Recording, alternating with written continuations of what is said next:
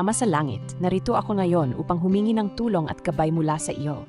Alam kong may mga pagsubok at hamon sa aking harapan, ngunit naniniwala ako sa iyong kapangyarihan na magdulot ng kababalagan sa aking buhay.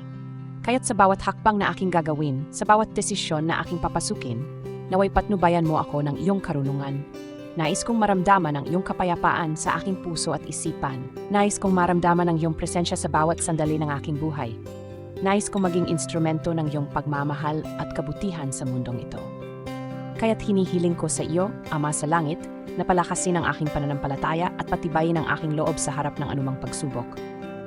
Naway bigyan mo ako ng mga himalang hinahanap ko upang mapatunayan sa akin at sa iba na ikaw ay tunay na nagmamahal at nag-alaga sa iyong mga anak.